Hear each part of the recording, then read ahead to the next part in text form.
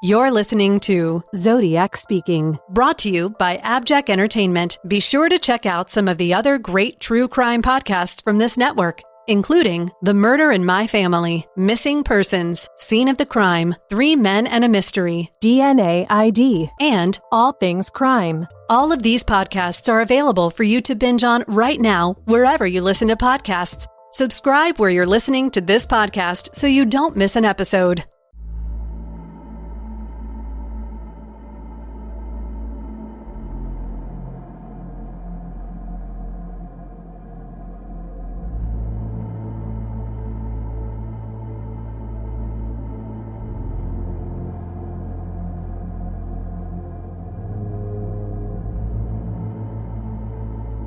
This is the Zodiac speaking.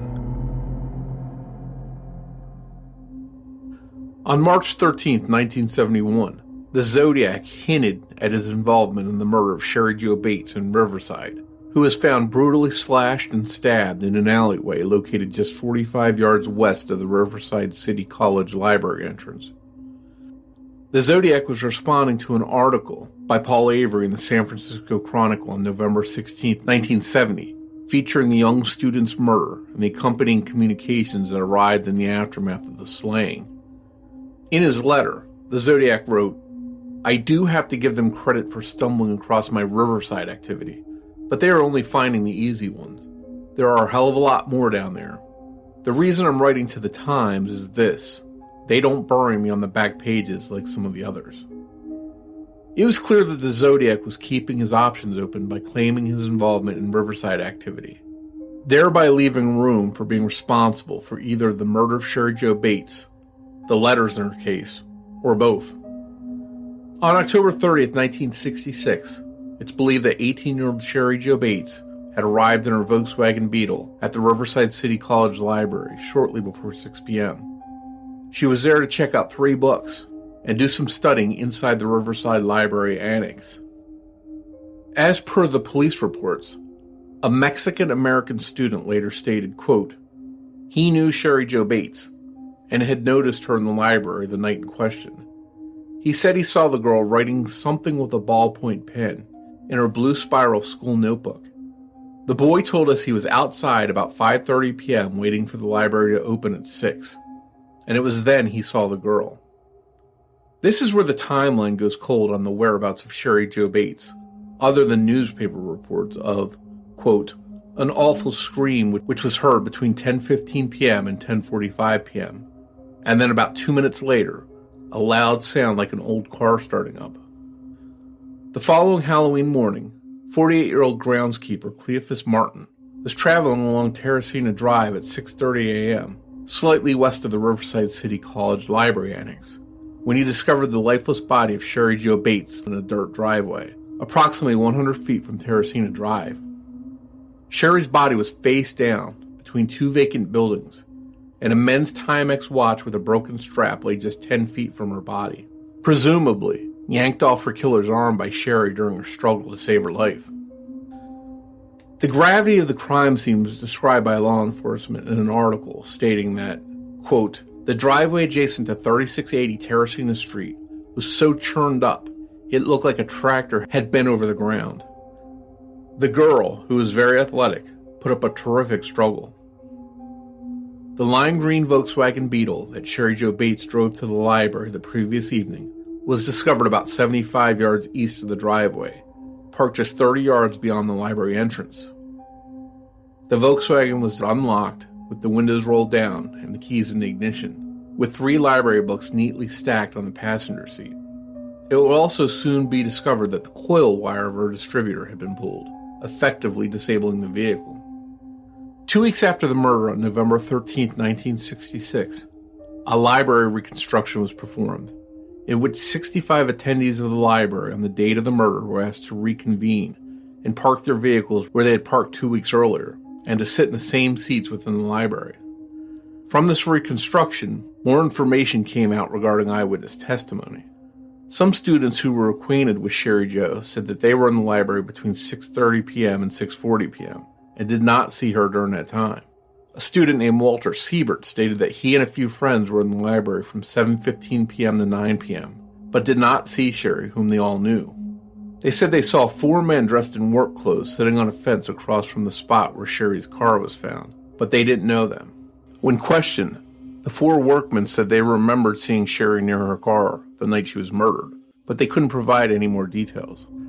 16 days after the library reconstruction, 2 unstamped and identically reproduced typed letters were sent to the Riverside Homicide Detail and Riverside Press Enterprise on November the 29th, 1966.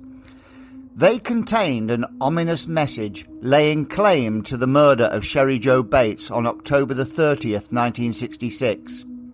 They read, corrected for spelling mistakes, quote, "She was young and beautiful, but now she is battered and dead. She is not the first, and she will not be the last. I lay awake nights thinking about my next victim. Maybe she will be the beautiful blonde that babysits near the little store and walks down the dark alley each evening about 7. Maybe she will be the shapely blue-eyed brunette that said no when I asked her for a date in high school. But maybe it will not be either. But I shall cut off her female parts and deposit them for the whole city to see. So don't make it easy for me. Keep your sisters, daughters and wives off the streets and alleys. Miss Bates was stupid. She went to the slaughter like a lamb. She did not put up a struggle, but I did. It was a ball. I first pulled the middle wire from the distributor. Then I waited for her in the library and followed her out after about 2 minutes. The battery must have been about dead by then. I then offered to help. She was then very willing to talk to me. I told her that my car was down the street and that I would give her a lift home. When we were away from the library walking, I said it was about time. She asked me, about time for what? I said it was about time for her to die. I grabbed her around the neck with my hand over her mouth and my other hand with a small knife at her throat. She went very willingly. Her breast felt very warm and firm under my hands. But only one thing was on my mind, making her pay for all the brush-offs that she had given me during the years prior. She died hard. She squirmed and shook as I choked her, and her lips twitched. She let out a scream once, and I kicked her in the head to shut her up. I plunged the knife into her, and it broke. I then finished the job out, cutting her throat. I am not sick. I am insane. But that will not stop the game. This letter should be published for all to read it. It just might save that girl in the alley. But that's up to you. It will be on your conscience, not mine. Yes, I did make that call to you also. It was just a warning. Beware. I am stalking your girls now. CC, Chief of Police Enterprise. The introduction to each letter seemingly claimed to hide the author's name, with the word by followed by 12 underscores. Soon after this communication, sometime in December, a college desktop was found by a janitor in a storage room at the Riverside City College Library. A sinister poem was written with a blue ballpoint pen on the underside of the folding plywood desk. The introduction read, "Sick of living, unwilling to die," followed by the message of "Cut, clean, if read, clean," blood spurting, dripping, spilling all over her new dress. Oh well, it was red anyway. Life draining into an uncertain death. She won't die. This time someone will find her. Just wait till next time. The writing was accompanied by the 2 letters R and H. Then, approximately 4 months later, 3 scrawled letters, each containing a short message, were mailed on April 30th, 1967, to the Riverside Press Enterprise, Riverside Police, and Joseph Bates, the father of Cheri Jo Bates. The 2 letters to the newspaper and police contained the message of "Bates had to die, there will be more," followed by something resembling the letter Z, while the letter to Cheri's father cruelly stated, "She had to die. There will be more." The Bates letters have recently been claimed by the Riverside Police Homicide Cold Case Unit to have been authored by a young teenager who confessed to this in a 2016 letter postmarked San Bernardino and established, according to investigators, not to be the murderer of Cheri Jo Bates or the Zodiac killer. For more information, please visit Tom Voigt's Zodiac Killer Discussion Forum. To understand the crime fully, it's imperative we look at the brief history of Cheri Jo Bates and the run-up to her arriving at the Riverside City College Library shortly before 6 p.m. on October 30th, 1966. Born in Omaha, Nebraska, to Joseph and Irene Bates, the family, including Michael Bates, her brother, moved to Riverside, California in 1957, where her father took up employment at the Corona Naval Ordnance Laboratory as a machinist. Cheri Jo Bates graduated from Ramona High School and became a freshman at Riverside City College, supplementing her further education and social life by working part-time at the Riverside National Bank. Cheri hoped to one day become a flight attendant. With her hard-earned savings, she was able to purchase a lime green Volkswagen Beetle, which she took great pride in. Cheri Jo lived with her father at 4195 Via San Jose, with Joseph having divorced his wife in 1965. In 1966, Cheri's older brother Michael had left for a job in the Navy. Cheri Jo attended church on the morning of October 30th, 1966, before heading off with her father for breakfast at 5201 Arlington Avenue. When they arrived home just shy of 10 a.m., Joseph Bates prepared for his day out at the beach, leaving Cheri Jo Bates alone at home for approximately 7 hours. We know Cheri was in her house because she called her friend Stephanie Gutman at 3:45 p.m., and we know she left her residence by 5 p.m. at the latest, because her father arrived back at the residence shortly after 5 and saw that his daughter had pinned a note to the refrigerator door, which read, "Dad, went to the RCC library." Joseph discovered plates and dishes on the drainer of the kitchen and realized that Cheri had prepared herself a meal, including roast beef. Cheri Jo could conceivably have eaten this meal at any time between when she arrived home from breakfast to just before she left for the library, but it's fair to assume she ate the meal sometime between 4:30 p.m. and 4:45 p.m., which is hinted at in the later autopsy report. Eating dinner at this time would allow her time to wash the dishes and prepare herself for the 10-minute journey to the library. Whether she went directly to the library is unknown, but she left her home at 4195 Via San Jose at approximately 5 p.m., or just before. In the aftermath of Cheri's murder, detectives and forensic specialists gathered some important evidence that may or may not be connected to the brutal attack on Cheri. The Timex wristwatch found near Cheri's body had a 7-inch wristband with flecks of white paint discovered on the watch. Heel print impressions at the crime scene were described as those worn by Air Force personnel, identified as a B.F. Goodrich waffle design from a boot measuring size 8 to 10. These types of boots were manufactured for military and government agencies, including prisons. At the murder scene, drops of blood were discovered leading away from the body to Terracina Drive, showing the direction of travel by the killer subsequent to the knife attack. Brown hair attached to a blood clot was discovered at the base of Cheri Jo Bates' right thumb, indicating she may have ripped a clump of hair from her assailant. Greasy prints were discovered on the Volkswagen Beetle, possibly indicating the person responsible for tampering with her vehicle, although the prints could have been from an earlier time. But the most important evidence is often gleaned from an autopsy report, which can help narrow down the time of her murder, the weapon used, the number of assailants, and the very nature of the attack itself. Cheri's autopsy was performed by surgeon Renee F. Modglin, who examined the lividity and body temperature of Cheri's body. He started his investigation at 9:23 a.m. on October 31st, 1966. The results suggested that Cheri had been dead between 9 and 12 hours.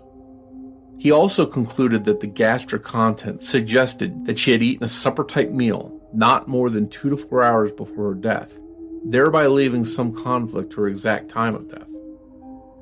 The autopsy report by Rennie Modglin noted numerous lacerations and abrasions on the body of Cheri Jo Bates, despite the fact that a laceration is defined as a tear in tissue by a shearing or crushing force, such as blunt force trauma. It is characterized by tissue bridging, where blood vessels and nerves extend across the wound.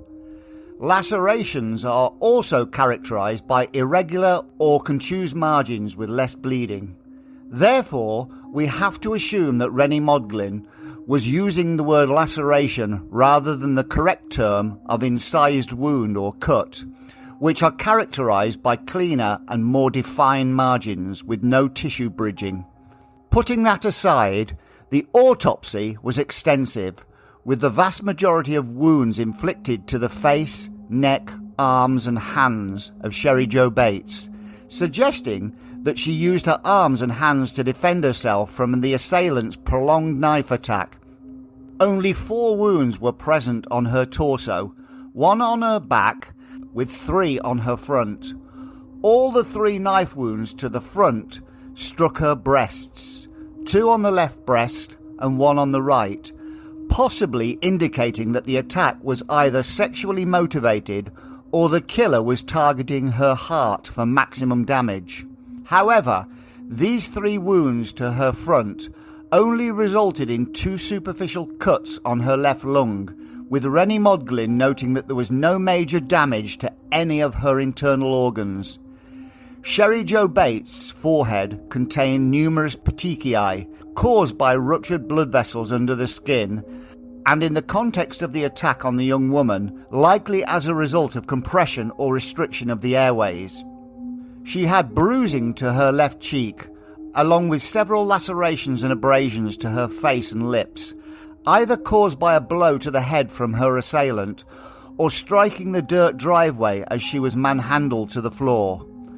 The fatal knife wounds were detailed by Rennie Modglin as 7 lacerations to her neck with marked gaping and a deep cut in the thyroid cartilage, with the right common carotid and right superficial jugular vein transected.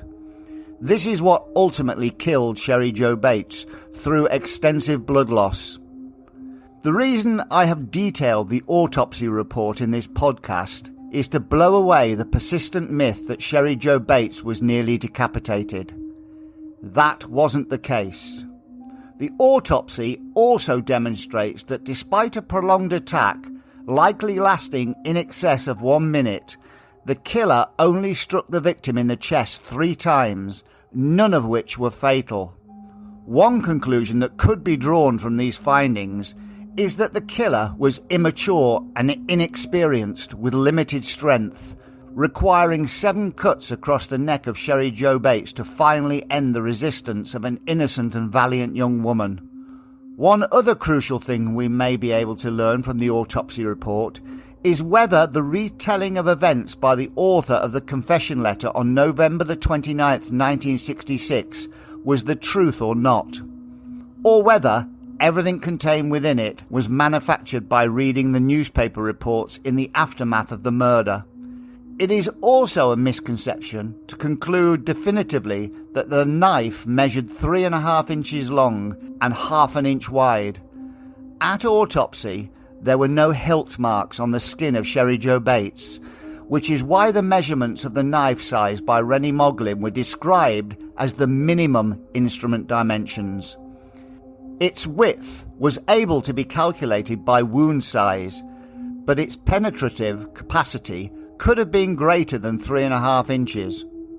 Although no spermatozoa were discovered on or in the body of Cheri Jo Bates, a sexually driven attack, possibly born out of rejection, cannot be ruled out when we consider that only 3 knife wounds were present on her front torso, and all were to her breast region. The location of the 3 knife wounds to the breast of Cheri Jo Bates may be significant when we consider the sexual components of the confession letter. The author glorified in the murder of Cheri, uncontrollably bragging about her murder. The writer also mentioned she was young and beautiful, and how her breast felt very warm and firm under his hands, and how he would cut off her female parts and deposit them for the whole world to see. This should be considered when weighing up whether the murderer and the author were one and the same. The author claimed that he kicked her in the head to shut her up, which could explain the abrasions to her face and the 2-centimeter ragged edge, non-gaping laceration to her upper lip, along with a dark blue-gray discoloration to the upper and lower lips. This could be indicative of blunt force trauma from a kick, punch, or her head striking the ground with force. Cheri's teeth were undamaged, which could suggest a glancing blow. The author of the confession letter also stated that he, quote, grabbed her around the neck with his hand over her mouth, and that she squirmed and shook as he choked her. Cheri Jo Bates fought vigorously for her life over an extended period, so any restriction of her breathing for just a short time could easily have caused the hemorrhaging present on her forehead at autopsy. The confession letter author claimed the knife broke when he plunged it into Cheri. So could the hinge mechanism have failed, causing it to flip backwards and cut his hand near the end of the attack? A trail of blood was observed from the crime scene to Terracina Drive, a distance of about 100 feet. The blood droplets would have given investigators an idea whether the killer headed east or west along Terracina Drive after the murder, and the likely position of their vehicle. Was it located near the Volkswagen Beetle of Cheri Jo Bates? Or could it have been parked near the Shelley Lynn apartments? Or was the old vehicle starting up completely unrelated to Cheri's murder? Often in knife attacks, the assailant manages to cut themselves when their hand loses grip of the handle or the knife malfunctions or breaks. This is important to know when we consider the trail of blood described by investigators, leading from the crime scene to Terracina Drive. The question is, was this blood trail Cheri's blood dripping from the knife that killed her, or from the clothing of the perpetrator? Or had the attacker received a self-inflicted knife wound? At autopsy, it was discovered that Cheri Jo Bates had an extremely rare blood group. It was AB rhesus D positive, accounting for just over 3% of the American population. It would be highly impossible that the killer of Cheri Jo Bates had the same blood group also, making it fairly easy to determine if this blood trail belonged to Cheri or her killer, or it was a mixture of both. One would assume this was routine forensic practice at crime scenes, even in 1966, to have collected samples of this blood from the dirt alleyway. If this valuable evidence had been collected and correctly stored in controlled conditions during the intervening 55 years, it could realistically provide the genetic fingerprint of our killer. While it's possible that the author of the confession letter was the murderer of Cheri Jo Bates, everything in the confession letter could have been harvested from a very brief article entitled "One Clue in Co-Ed's Death," released shortly after the murder. The article began with, quote, "Police say their only clue in the brutal murder of a pretty 18-year-old co-ed is a man's wristwatch found 10 feet from her slashed body." The next paragraph in the newspaper describes Cheri as a blonde cheerleader. The confession letter mimicked this by stating she was young and beautiful, and that their next victim might be a beautiful blonde. The newspaper article detailed the injuries to Cheri Jo Bates, describing that she had been stabbed in the back and her throat had been slashed. The confession letter stated, quote, "I plunged the knife into her and it broke, then finished the job out, cutting her throat." The newspaper described the distributor and coil wire of Cheri Jo Bates' Volkswagen Beetle being torn out, while the confession letter stated, quote, "I first pulled the middle wire of the distributor." The coil wire and middle wire were the same thing on a Volkswagen Beetle. The newspaper detailed an ear witness hearing a terrified scream and then a muffled scream, followed by a car driving away, thereby providing perfect ammunition for the author to incorporate these details into their confession letter. The author described that Cheri let out a scream once, as well as mentioning his car was down the street. Very convenient additions, especially when you consider that the ear witness stated about 2 minutes after the scream they heard an old car starting up. The question remains, was the inclusion of kicking her in the head and the addition of a sexual component, including feeling her breasts within the confession letter, when compared to the autopsy findings of 3 knife wounds to her breast region and the aforementioned injuries to her face, enough to convince you the confession letter author and murderer were one and the same. The confession letter author was a sick, boasting braggart, showing how powerful they thought they were, subduing and stabbing a young, defenceless 18-year-old girl to death. Yet despite all the bravado and tough guy act, why would this person type, "I grabbed her around the neck with my hand over her mouth and my other hand with a small knife at her throat"? A tough guy would have typed that they had a big knife at her throat, or typed that they had a knife at her throat, had the knife really been small in size. The author of the confession letter may have typed the word small before knife, because this is what was reported in the media, and they just inserted the word small into the letter to convince us that they were the real murderer of Cheri Jo Bates. It is my contention that had the size of the knife been withheld from public knowledge, the confession letter author would not have typed the word small before knife. It simply isn't in keeping with the boasting machismo portrayed throughout the rest of the letter.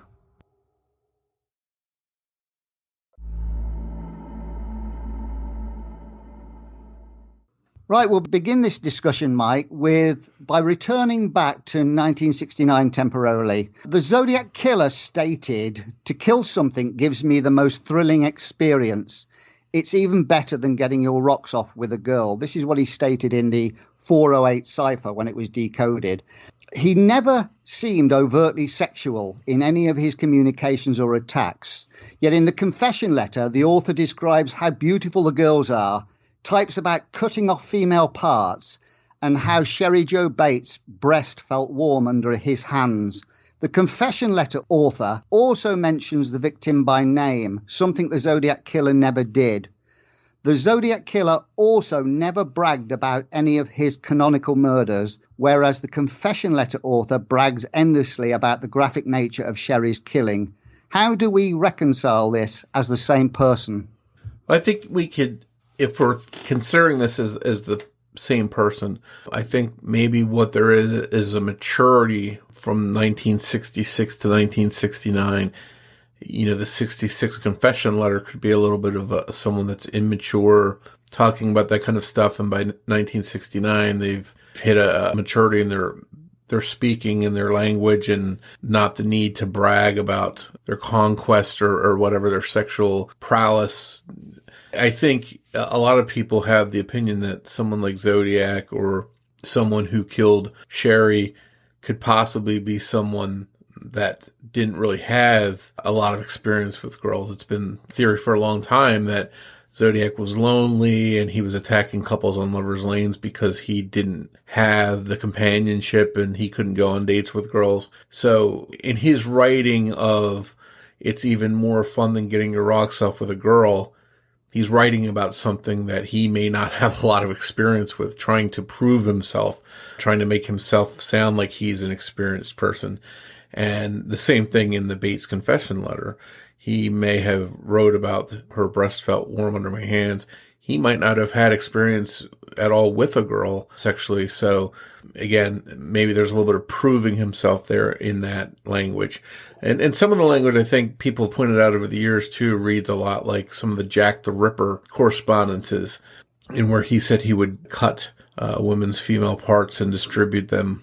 I think that's a little bit of language that the confession letter may have stolen from Jack the Ripper. I'm going to cover the part about cutting off female parts in a while. Has the recent discovery or revelation about the 3 Bates letters in 1967 changed or altered your opinion on the Zodiac killer being responsible for Cheri Jo Bates?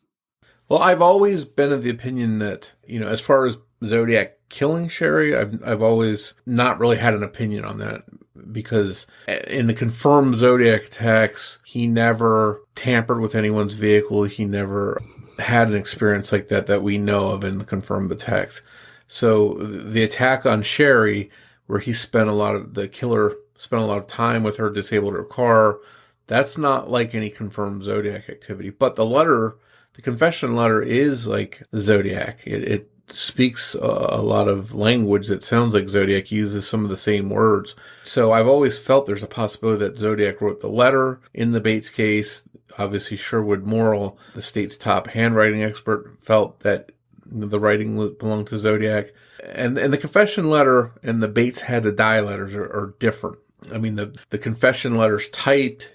A lot of time was taken with it. A lot of care went into it, into thinking of the words. Whereas the Bates had to die were scrawled, chicken scratched writings that looked like they were done in a hurry without much planning. So there's a difference in the letters. Now, Riverside police put out a really, what I call a half-ass attempt at explaining themselves in the hoaxing of the Bates had to die letters. They really didn't explain it well. It's poorly written, and I don't, there's been a lot of debate about what they actually mean and what's accurate. I think the general consensus is that they're saying that the person that wrote the Bates had to die letters was a teenager in 1967 and had nothing to do with her murder or the Zodiac case. So if that is the case, it doesn't explain the confession letter. They don't address the confession letter. They haven't told us if they think the same author authored that letter. And if they didn't, then we're left with another possibility. We still could have Zodiac responsible for that letter, or we could have a second hoaxer, or we could have someone that really did kill Cheri that authored that confession letter. But they really didn't clear up too much with their press release, and it's left me a little bit shaken. I've already known now for a while, after talking to a lot of experts, that they're relying on physical evidence to solve these old cases, DNA, fingerprints. They're not relying on handwriting. So the handwriting is on the back burner for me.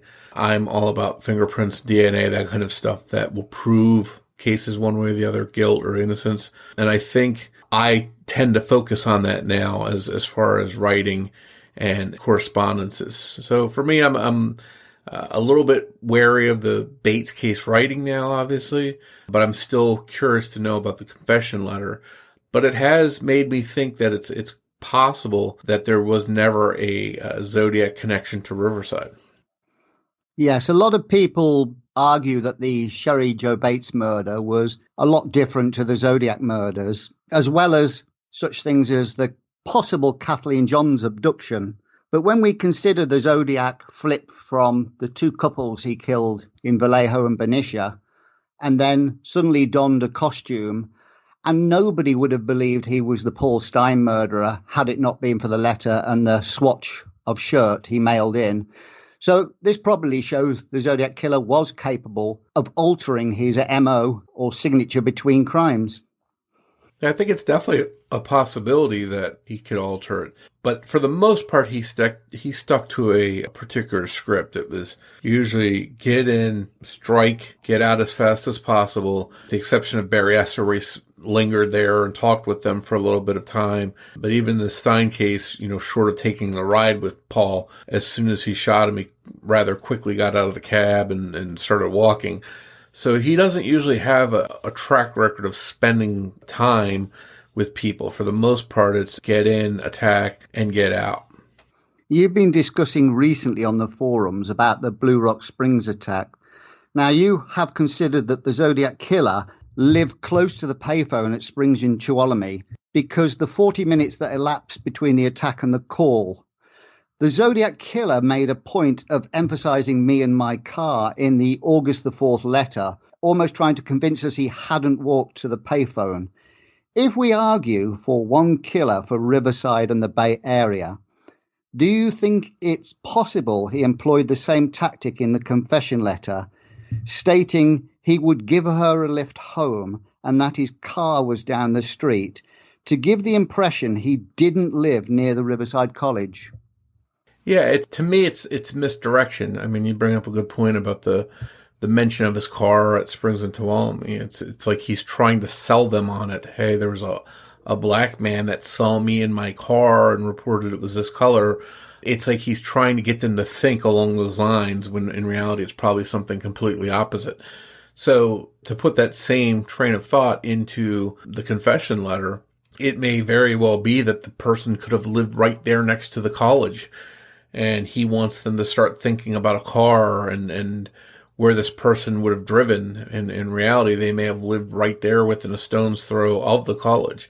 So you can see this sort of in the Stein follow-up letters when he says, I only look like the composite sketch when I do my thing. I wear a disguise. I put rubber cement on. He's like basically explaining away, trying to make the police think, oh, we don't really have what we really have. I think he was clearly doing a lot of misdirection or attempting to do misdirection all the way across the board. So if he wrote the confession letter in Riverside, it wouldn't surprise me if he was doing the same thing there. Well, expanding on whether the murderer of Cheri Jo Bates lived near the Riverside City College, we know that Cheri Jo Bates took great pride in her Volkswagen Beetle that she had saved hard to purchase.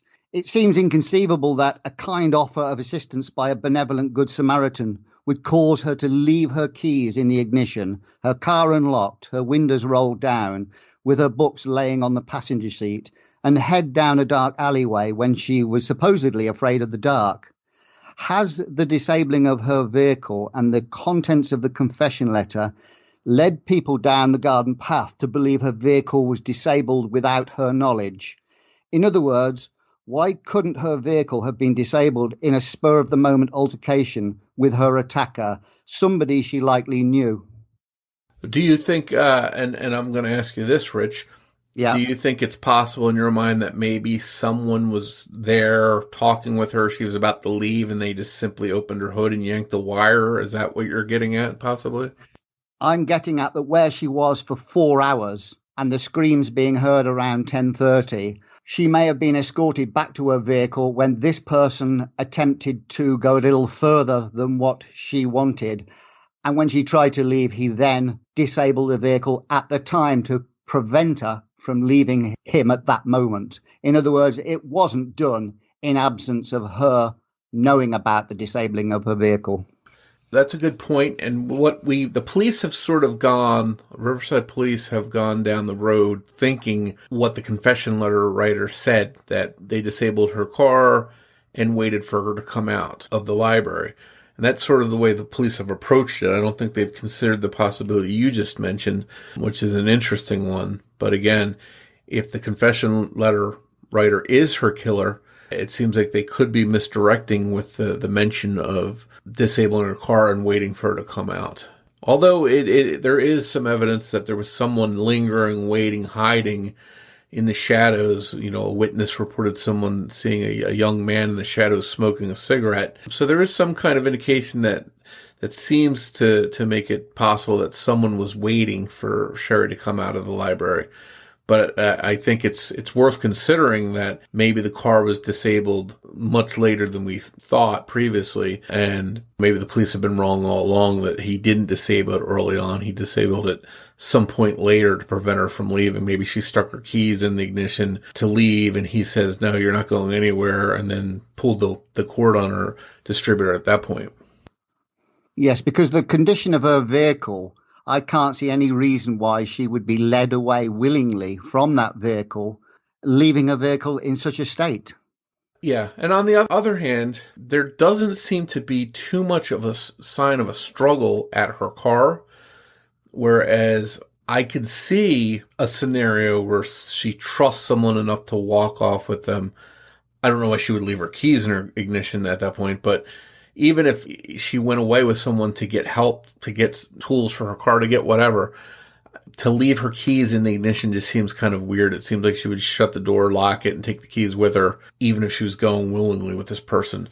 If she wasn't going willingly and the person decided they were going to do something to her at her car, that might be a situation where her keys were left in her car and maybe she was yanked out of the car. But I think we'd see more of signs of a struggle there. Maybe things spilled or dropped close to the car, and we don't really see that. So I sort of go back and forth on, was she attacked in the alley someplace, or did the attack start at her car and just led down to the alley? Well, talking about the attack in the alley, there were about, this is what I've calculated by reading the autopsy report, there were about 23 knife wounds to the body of Cheri Jo Bates, with only 3 striking her breast region, and there was 1 injury to her back. There were no major injuries to any of her internal organs, just 2 superficial cuts to her lungs. Bearing in mind the rather childish and immature nature of the confession letter, if the author was her killer, wouldn't it give testimony to a relatively weak and inexperienced murderer in the case of Cheri Jo Bates? Yeah, I think so. And I think even the weapon that we believe was the knife used was something like a pocket knife, most likely. So it doesn't seem like the kind of weapon you would bring with you to savagely attack someone that you had plans on savagely attacking. That seems like a pretty weak weapon. You know, if we look at Zodiac at Lake Berryessa, he brought a bayonet-style knife with him, a big bread knife-style blade. That's something that could do some real damage and inflict some serious wounds. Obviously, a pocket knife can too, but if your intent is to attack someone all along and you want to do the most damage, a pocket knife is probably not what you're going to bring. That indicates maybe someone that wasn't planning on doing this ahead of time. Or again, maybe they are a younger person, a juvenile that, you know, I think a lot of kids back then carried pocket knives with them. So maybe it's someone on the younger scale of the spectrum, and that's all they had access to was something like a pocket knife. Yes, the majority of the injuries were to her face, arms and hands, as we discussed in the introduction.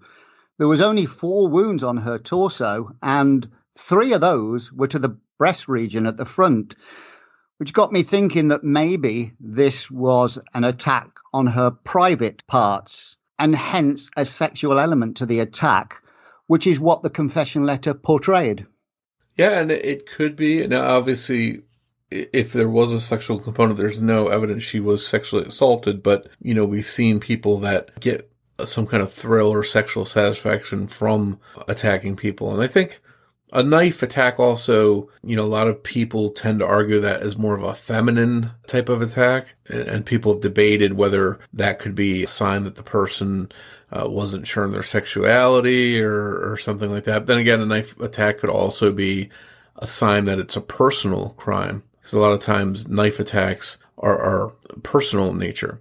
So I think we're left with a lot of questions and no good answers. And I'm a big police supporter and I like good police work, but in Riverside's case, they haven't really demonstrated that they do good police work there in their examination of this case for the last 50 plus years, 56 years or whatever it's been now.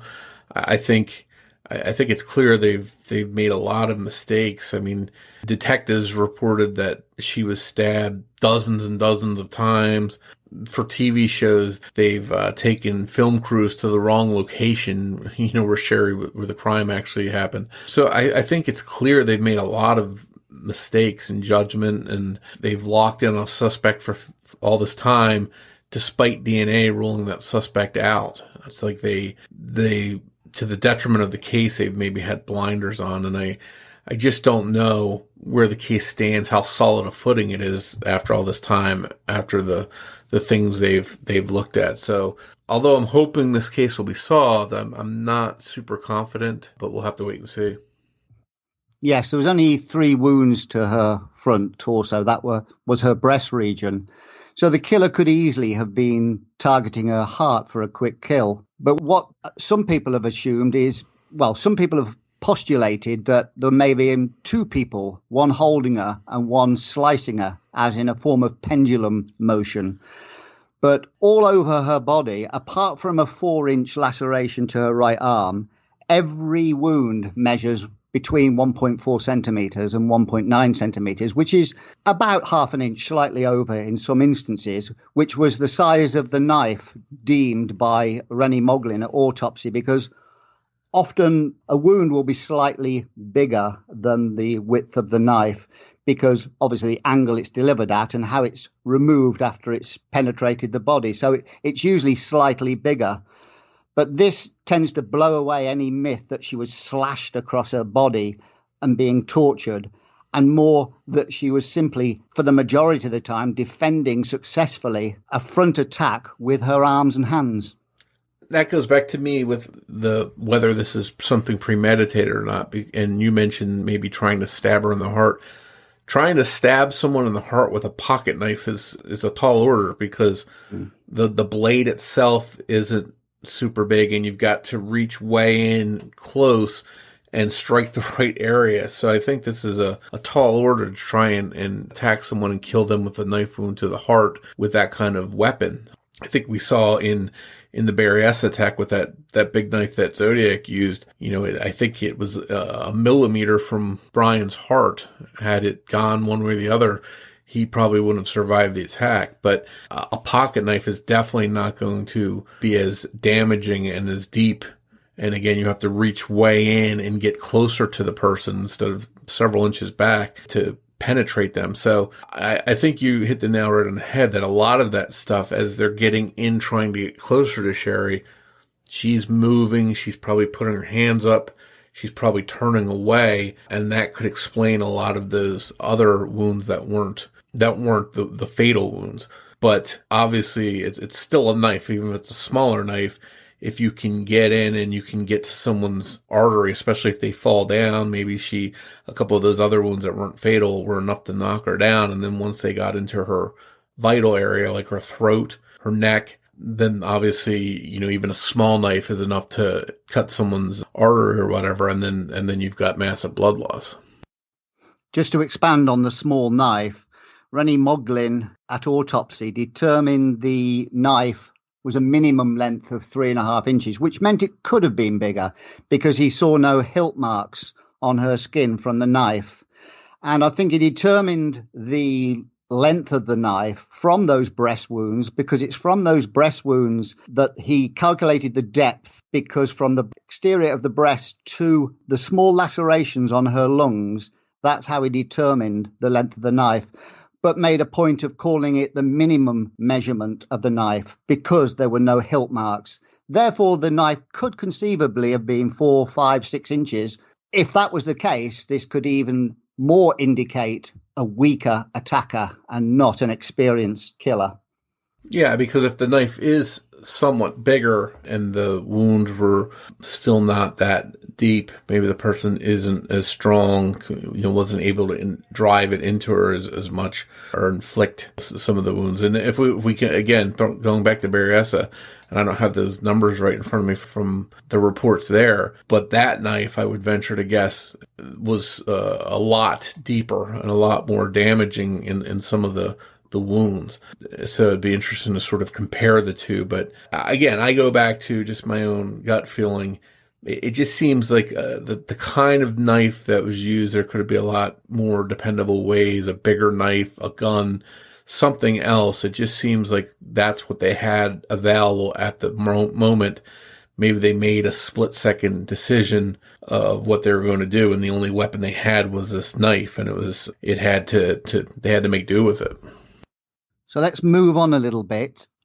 By all indications, it appears Cheri left the library before 6:30 p.m. That's what most people have concluded. Screams, which were likely the murder taking place, were heard around 10:30 p.m., possibly as late as 10:45 p.m. Nobody has come forward accounting for her 4-hour absence, which could suggest that the person or persons with her during this 4-hour period were likely her killer. The fact Cheri left her vehicle where she originally parked it shortly before 6 and didn't use her vehicle to travel away from the library with somebody may suggest the location she was visiting was within walking distance from the library. It's obvious that this 4-hour window and lack of any forthcoming witness to her whereabouts is extremely suspicious, because you think somebody who was friendly with her would want to help the authorities. Does this diminish the idea of a random killer just targeting a random victim? Well, I think it does. I think there's little question that Cheri knew in some capacity the person that killed her. I don't think she would have spent any time or went down any dark alleys, especially if she spent 4 hours with him. I don't think that would have been with someone she didn't know. And if it's someone that abducted her and took her away for 4 hours. Why would they even bring her back? So to me, it's clear that she probably knew this person, and if she spent 4 hours with them and then came back to the scene, I think it definitely indicates a comfort level. And again, if it's a stranger that abducted her, why bring her back at all? And then you have to wonder, is that someone close by where they just said, let's walk to over here? Or could they have driven her away and then dropped her back off following that 4 hours? Those are the things that we don't know. We don't have all the clues to help us piece it together. Well, you have concluded, and so have I, on quite a few occasions, that Cheri left her house that day at around 5, possibly shortly before. Why did she leave her house at 5 p.m. to get to the library, which opened at 6? And she was first spotted by a Mexican-American student about 5:30 outside the library, when the journey time from her via San Jose residence to the Riverside City College is about 10 minutes. Is there a possibility she visited somebody else before she arrived at the college, and this may be the person involved in her murder later on that night? Yeah, and those are all part of the clues that could be what makes the case, solvable is if anybody comes forward with that information about that missing time. A lot of times in these kind of cases, you're trying to piece something together with no evidence to support it. They didn't have traffic cameras on every corner back then and that kind of stuff. There was no way to track, they didn't have cell phones, so you weren't able to track her cell phone movements, things like that, and ping towers and whatnot like they can do today. So the police really didn't have a lot to work with. I know there was one of her friends, I'm going by memory, reported seeing her driving around that time. And that was 6:10. Okay. That's a discrepancy because she can't be in two places at once, waiting for the library to open at 6 and arriving at 6:10. Sure. So I think we have to assume that was probably before she got to the library, and maybe the time was off. But my point was that at the time she saw her, she was alone, and there was no signs of any kind of problems or anything. So I think we can assume whatever she did, however she did it, I think we know she arrived at the library. Okay. It's just a question of what happened after that's got us talking 55 years later. I think we'll talk about this in a little bit more detail in the next podcast on Cheri Jo Bates, but I know Ray Grant has considered, we know that Cheri rang her friend at the Riverside National Bank at 5:30. That was probably shortly after the Mexican-American student saw her outside the library. And I think she was asking if she knew where her bibliography was.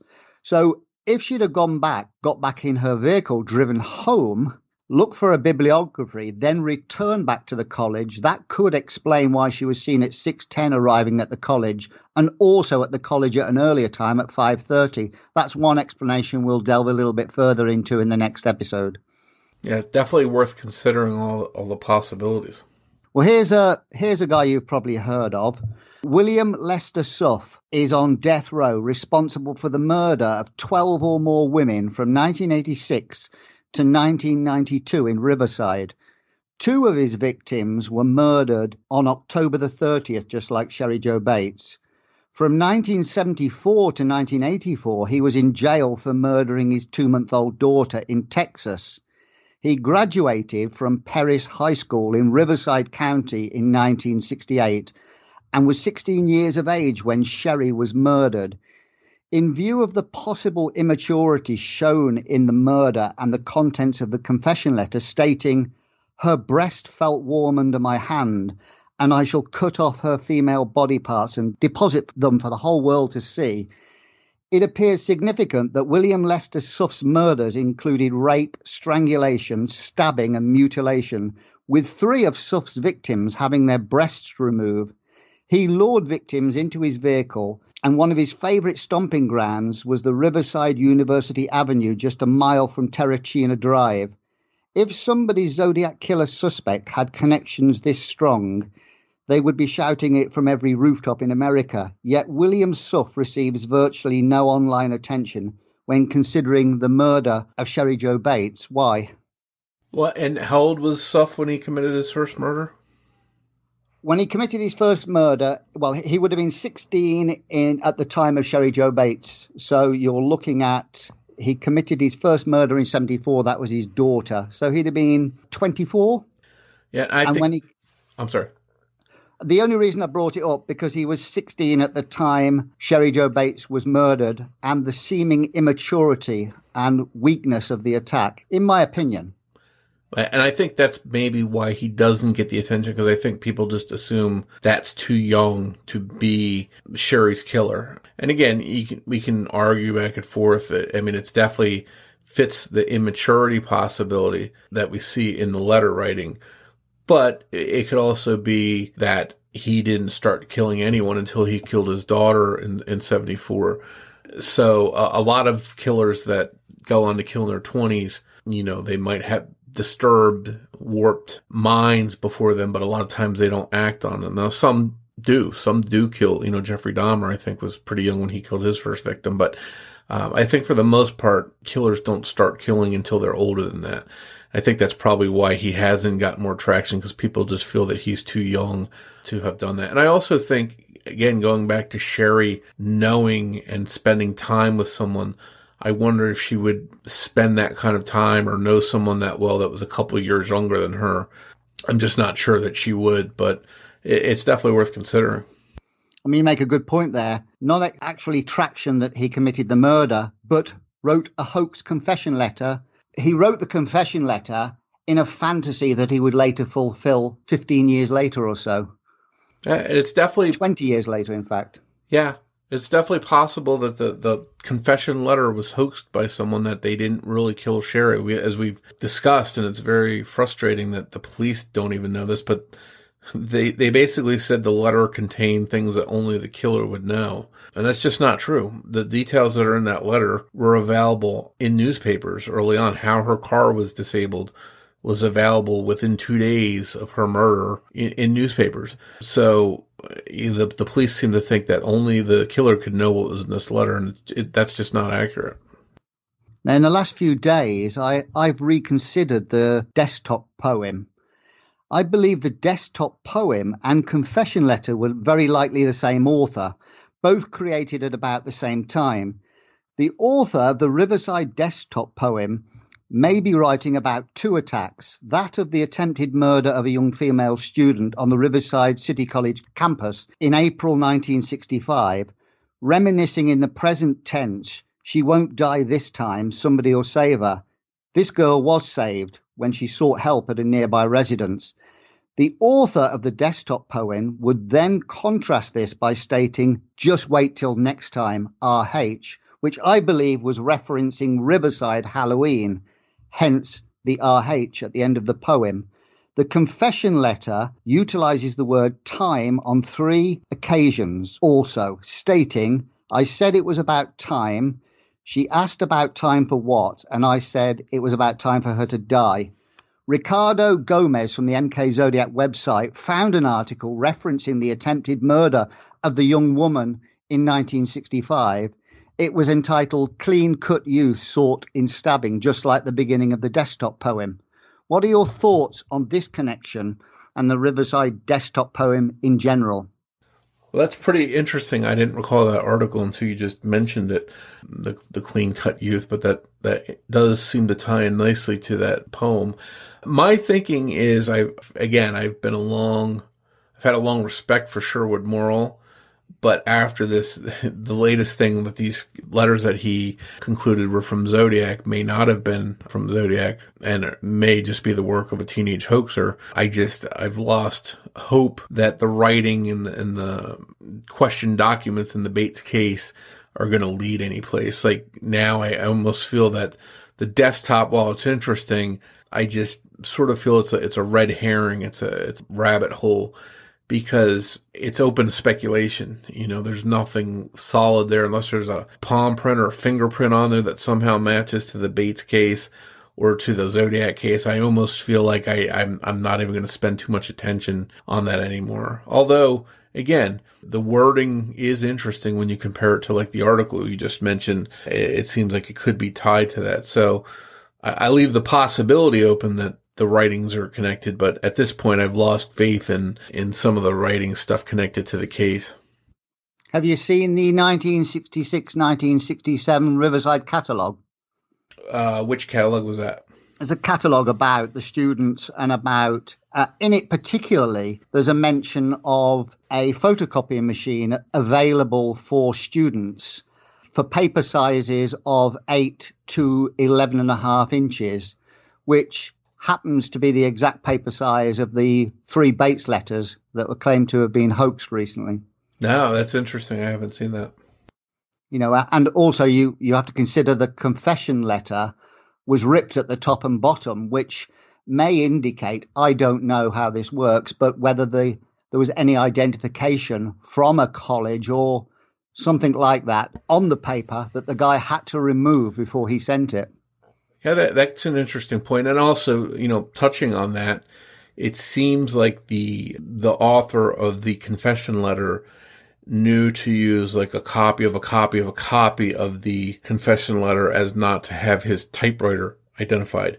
To me, I wouldn't know the first thing about that. So it leads me to believe that maybe A, this person is a little bit older, because I don't know that a teenager would necessarily think of that. But B, maybe they had some connection to typing classes or something, and they knew enough about typewriters to know that stuff like that could be traced. Or maybe it's something as simple as the detective magazines back then that we've talked about at different points in the case. Maybe there was an article in one of those mentioning, hey, the type message by the killer was sent, and they took care to make sure their typewriter couldn't be identified. So maybe a younger person could have known about it from reading it in a detective magazine. Who knows? And if the confession letter was written by the author of the desktop poem, it could indicate that the person had access to the inside of the college, which would be a student doing possibly what is just a prank. Both of these may be simple pranks by some student of the college.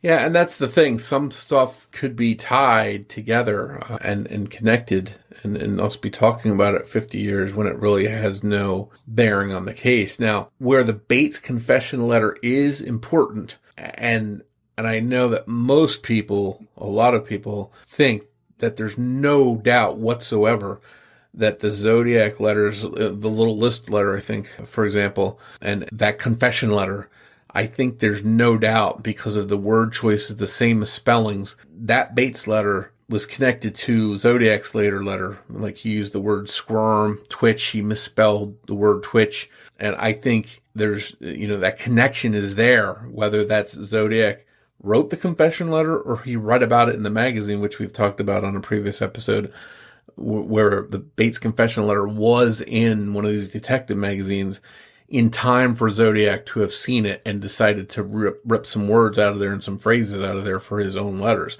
Or the other choice is that he was the person that sent the confession letter. So either way, it's important because it can give us some kind of idea about who Zodiac could have been. If he's the author, then that places him there in Riverside in 66. Or if he's not, we can maybe rule that once and for all if he just stole it out of a detective magazine. The author of the little list letter spelled squirmed with a W, which was different from the confession letter. But certainly the Zodiac killer could have put that in the little list letter to, as we've considered previously, plant a seed in the investigator's mind that he may have been responsible for Cheri Jo Bates' murder. Yeah, it's definitely a possibility. Or maybe he didn't mean for it to be connected. Maybe he just thought it sounded sinister when he read it in the detective magazine and tried to use it for his own. And then, of course, years later, people were reading online, finding the article and saying, hey, this guy stole his words from this confession letter that he read in a detective magazine. That's the thing. We just don't know. And it's a lot of red herrings and rabbit holes that we've got to go down. And I think maybe it's going to take either the Zodiac case or the Bates case or both to be solved before we can sort of reverse engineer everything and go back and say, okay, are the cases connected? Was the Zodiac also the confession letter writer? Or if he's never been in Riverside, then we can finally say the two cases are separate. Well, hopefully we'll expand a little bit more on this in the next podcast. Yeah, I'm looking forward to it. It's a very a complicated topic, and we definitely need to spend more than one episode going over all the details. Thanks again for joining us for this episode of Zodiac Speaking. Please make sure you're subscribed to the show wherever you listen to podcasts so you don't miss an episode. New episodes of Zodiac Speaking will air every other Saturday. If you want to follow or interact with us on social media, we'd love to hear from you. You can find Zodiac Speaking on Twitter with the handle @PodcastZodiac. Or you can search Facebook for Zodiac Speaking Podcast. And don't forget, you can get plenty of Zodiac details 24/7 by visiting my site, zodiacciphers.com, or by going to Mike's site at zodiackillersite.com.